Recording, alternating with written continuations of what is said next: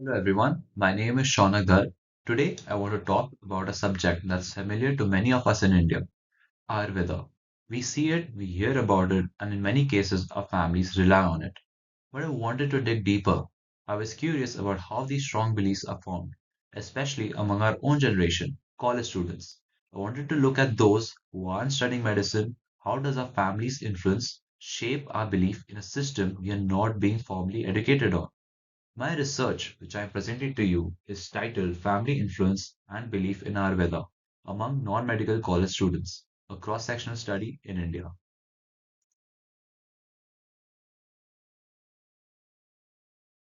Over the next 10 minutes, I'll first set the stage with the background and objectives of the study.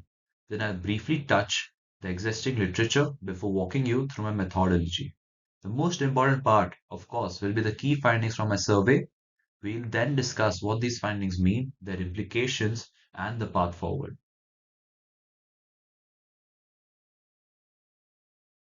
So, why this topic? As I mentioned, Ayurveda is more than just medicine in India.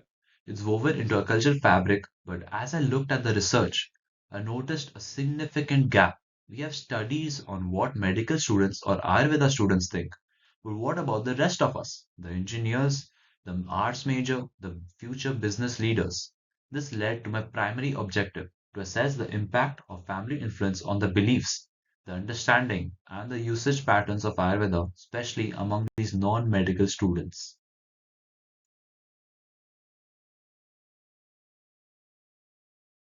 My review of existing literature confirmed this. Globally, the World Health Organization is actively encouraging the integration of traditional medicine. In India, we see this through the promotion of Ayush. Studies on the general population consistently show that the family and cultural beliefs are the primary drivers for using alternative medicine. But the focus of academic research is almost always on formal Ayurveda students. The informal education, the kitchen table knowledge passed down from our parents and grandparents remains a largely unexplored area. This is the gap my study aimed to address. To investigate this, I conducted a descriptive cross-section study. I designed a 16-question anonymous online questionnaire and distributed it through student networks. I received 34 completed responses from non-medical college students. The survey was designed to measure four key areas: the level of family influence, the students' own personal knowledge of Ayurveda, their beliefs about its efficiency and safety, and finally, the actual and personal usage patterns.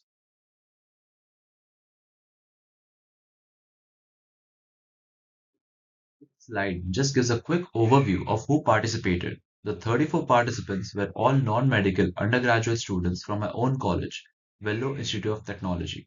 They were recruited from various non-medical programs right here at VIT and all participated anonymously. This specific focus on VIT students gives us a snapshot of the beliefs within our immediate community. The key takeaway remains the 16-question survey that covered the four domains I just mentioned: family influence, knowledge, beliefs, and usage.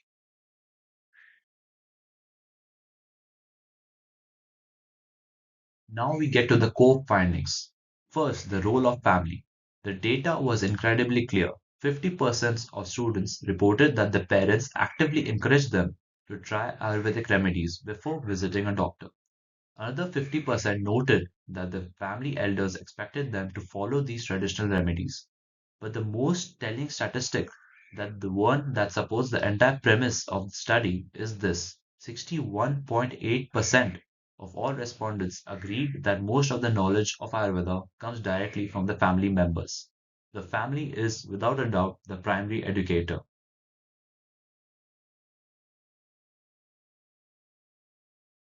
This, for me, was the most fascinating discovery of the entire study. I call it the belief versus science paradox. Look at this striking contrast. When I asked students if they believe Ayurveda is effective for treating common minor ailments, 67.6%, over two-thirds, said yes, they believe it works. But when I asked a follow-up question, do you believe there is enough scientific evidence supporting Ayurvedic practices? A massive 91.2% of students chose neutral. This is critical finding. This neutral does not mean I don't care. It suggests that for this group, scientific validation is almost irrelevant to their belief.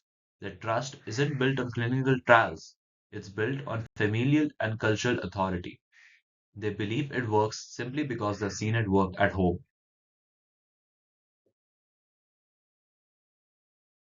This paradox leads directly to the next finding, a significant knowledge gap. Even though students use it and believe in it, they don't necessarily understand it. 38.2% of students actively disagreed with the statement, I have a clear understanding of what Ayurveda is. Over a third couldn't distinguish between Ayurvedic, homeopathic, and other herbal products. They are all just traditional medicine. And perhaps most worrying from a public health perspective, awareness of the official Ayush certification, the government's own stamp of quality and safety, was almost non existent. Only 14.7% of students had knowingly seen or used Ayush certified products.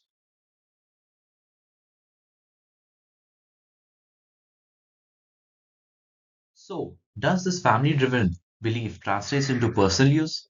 Absolutely. 61.8% of students, the same number who get the knowledge from family, had personally used an Ayurvedic remedy in the past 12 months. What's interesting, however, is the split in future intent. While belief is high, the intention to continue using it is less certain, with 35.3% disagreeing they would use it in the future. This suggests students are at crossroads as they move from family led decisions to making independent health choices.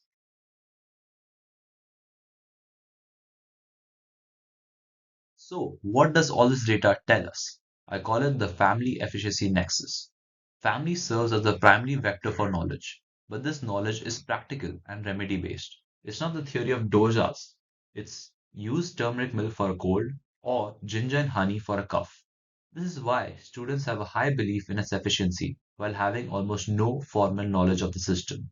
Ayurveda simply becomes the cultural catch-all terms for any remedy the family to trust. As my conclusion states, the family is the bedrock of this belief, creating a bridge between a cultural inheritance and that student's personal healthcare choices.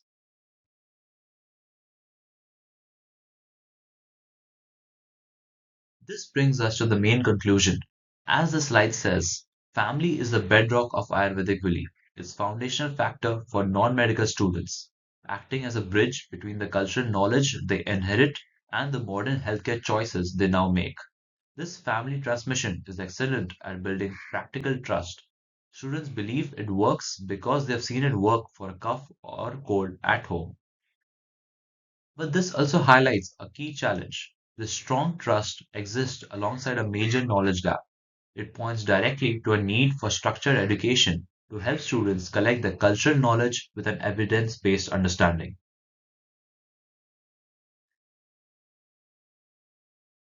This research has clear real world implications. First, for education, we can't just ignore this. We need to bridge the gap between cultural inheritance and evidence based understanding. For policy, it's a wake up call. It shows that national promotion of Ayush, while good, is not reaching the key demographic. And finally, for research, this was a pilot study. These findings absolutely need to be validated with a much larger, more diverse sample to see if this paradox holds true on a national scale.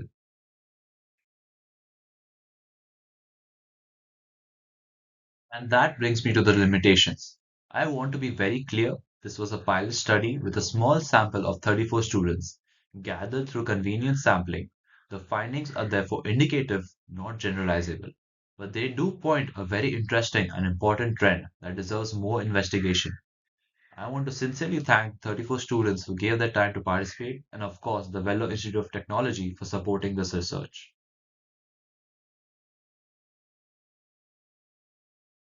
Thank you for your time and attention. I hope this study provides a new perspective on how traditional wisdom and modern education intersect in our lives. I'd be happy to answer any questions. Thank you.